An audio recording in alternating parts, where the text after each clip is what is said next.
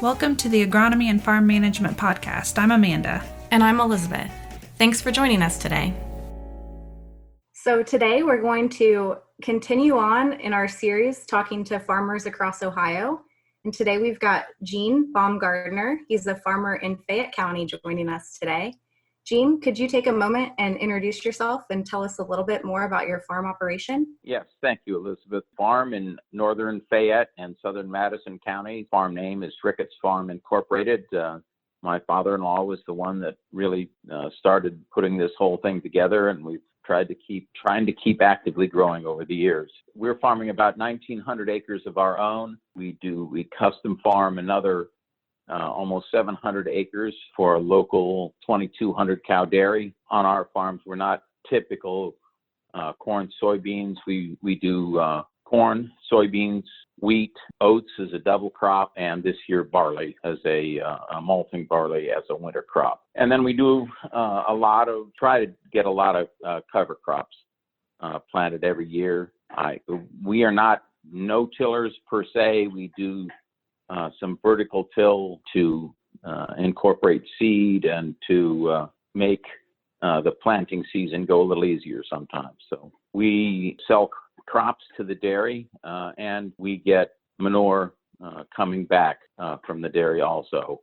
The crop following wheat is oats. We plant oats around the 1st of August and harvest them for silage about the 1st or 2nd week in October. That allows us to have manure application, a couple hundred acres of manure application area every year for the dairy to ease up their summer requirement to get rid of manure. We're relatively new in the community down here. We've been here 15 years. So being new soil types and everything else, we started soil sampling every other year so we could learn what we have here, learn what our base is. And then when we got associated with the dairy, we just kept that up because the associated or involved in their CAPO, confined animal operation, we have to have soil samples. And that has allowed us to pare back our fertilizer rates considerably. We do pay a fee for the manure, but still it's our overall fertilizer bill has dropped between accuracy and knowing what we have, the use of cover crops and the use of manure. So in a nutshell, that's sort of what we do. Well, that's pretty interesting. You don't find a lot of farms these days with such the diversification that you guys have. And it's really neat to hear and learn about how you're able to make all of those work together, complement, and really benefit your farm. And on top of that, you've been experimenting with some cover crops. So what are some things you've learned from that?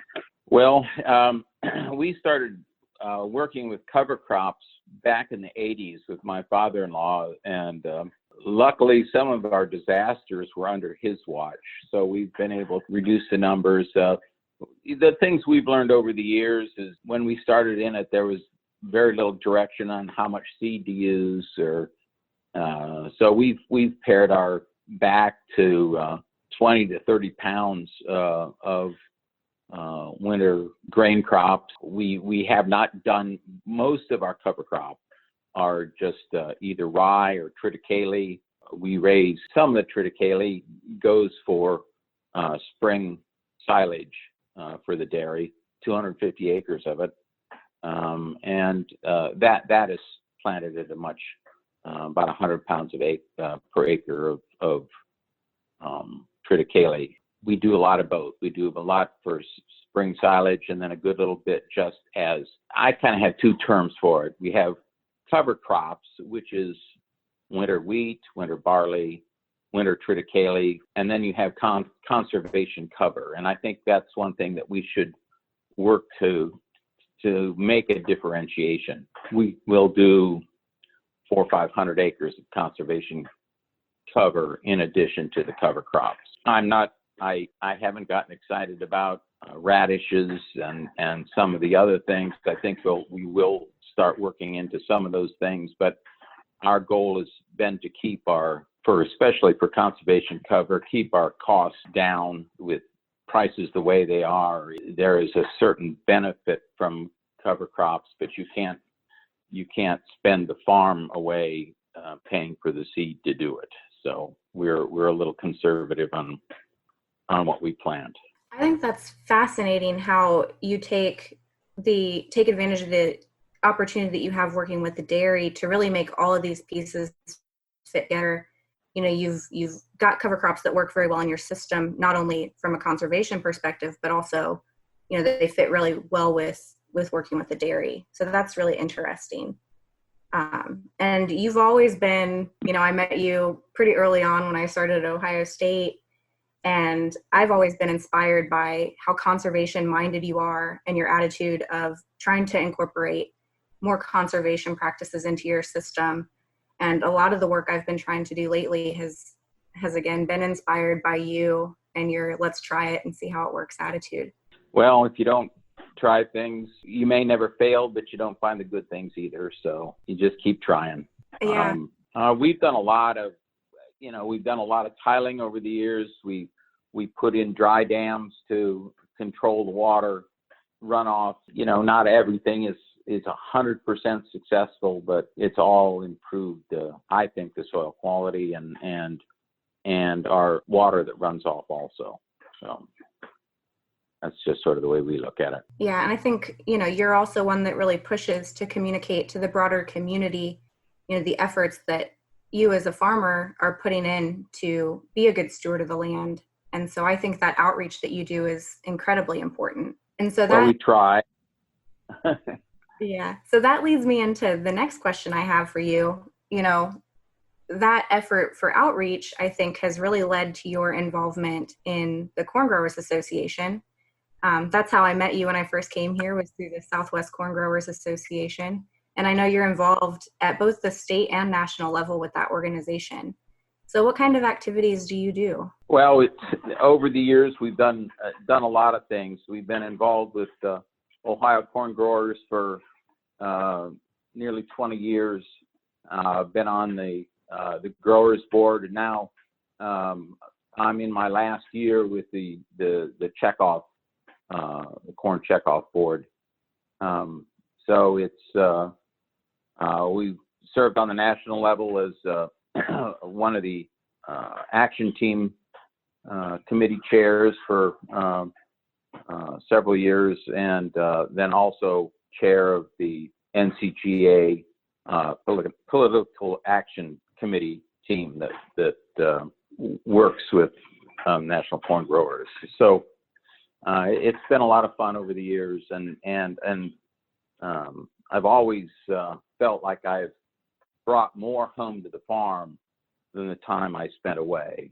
The networking that I've had the opportunity to do, the people that we've met, the information that we've gleaned by being at Commodity Classic and being just at meetings talking to people has been very valuable, I think, for our farm organization. Yeah, you mentioned that you've been serving on the checkoff board.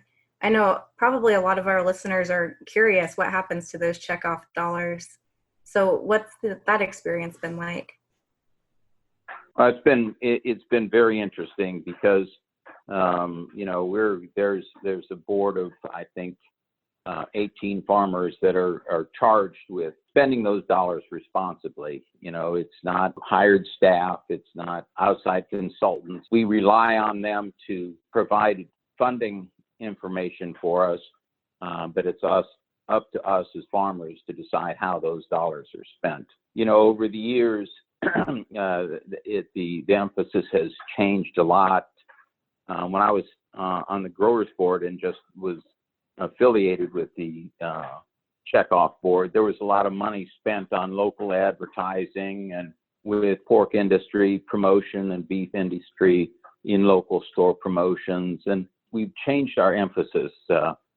Now we have, over the last several years, spent a lot of checkoff dollars on water quality issues, on dealing with fallout phosphorus problems at Lake Erie, working with soil conservation, on making sure that farmers have best management practices available to them. Another area that we've spent a lot of time and money in is education, helping with programs to get more ag educators in the high schools. We've worked with a group that called Feed the World, which works with teachers. And rather than teaching individual students about agriculture, we work with the science and teachers in high school, ag teachers in high school, getting them information and materials to promote agriculture, to promote, they get way more touches with students than we ever could by hiring somebody, bringing the benefits of the agriculture community to the students in Ohio. So that's been one of our big pushes. But we also have worked on promoting ethanol, getting higher blends of ethanol into the retail markets in Ohio. So it's been a very broad portfolio of items of projects that we've done over the years. That sounds like a really cool opportunity to get to work with all of that. And another interesting opportunity that you had recently was to go on a trip to Morocco and Cyprus. That was agriculture related, correct? Yes, absolutely. And that was another extension of checkoff dollars from Ohio, and that's through the U.S. Grains Council. The U.S. Grains Council is our promotion of corn, barley, DDGs, ethanol, sorghum are the commodities that they promote throughout the world. Corn being one of the biggest funders of national U.S. Grains Council, and they do projects around the world and throughout the year in contacting our customers, letting them know what our quality is like as far as what is available in the U.S. as far as quality grains, and doing demonstrations as far as when DDGs were just new in the marketplace, did feeding demonstrations and for dairy, for beef, for aquaculture. And so I had the opportunity to go on the fall corn quality rollout to Morocco and Cyprus. And the corn quality rollout is Grains Council pays for independent lab to pull tests of grain throughout the Midwest, and it's random.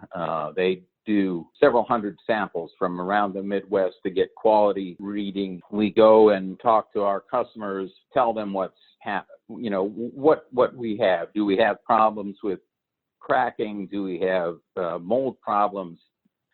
Do we have test weight problems? And present that warts and all. It's a very open discussion with, and most often the quality of corn from the United States is very good and very consistent, and that's one of the selling points that really brings us some credibility throughout the world. So we had to visit, got a chance to visit Morocco, visit a training station in outside of Casablanca, where they bring millers, they bring poultry producers, beef producers, and dairy producers in to teach them about modern agricultural production, how to adapt modern agriculture on a small basis for chicken producers throughout the African continent. So it was, again, another very interesting and exciting adventure. And I had the opportunity to give a presentation about what we do here on our farm, how we try to farm sustainably and using cover crops, using manure, doing the kind of things that we do every year, just as part of the promotional activities of this trip. It was very interesting to talk to grain buyers from all over North Africa and the Middle East, to hear what their concerns are and to hear what their questions were for the American farmer. Yeah, that's awesome. I remember when you told me you were going, I was pretty jealous, because that's a part of the world I hope I get the opportunity to see someday. Aside from working while you were there, did you at least do a little bit of sightseeing?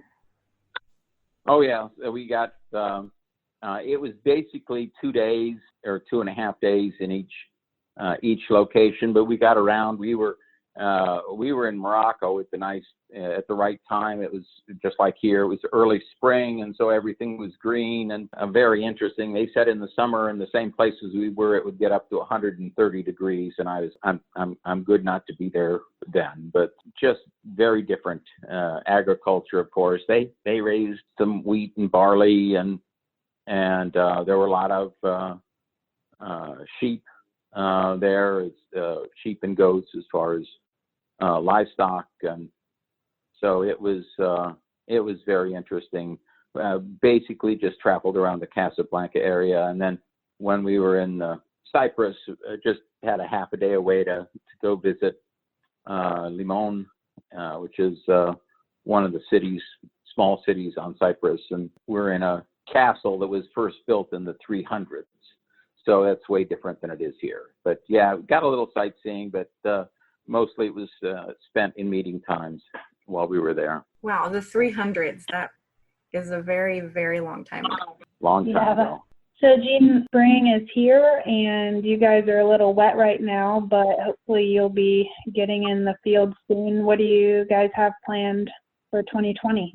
We have killed some of our conservation cover, and some of it we've left green. That's going to beans we have burned down, and part of it that's going to corn. We've got about 300 acres though of going to corn that we have left grow, hoping that as it gets closer to time and we get a little sun and drying action, it will the rye will actually help dry the ground out. We've planted corn into 4-foot tall triticale in the past, and then rolled it down and got along well with it. So there's all kinds of options. You never know, again, how necessarily it'll turn out, but I think we have a fairly educated guess that it'll be all right. So wow. That's the plan.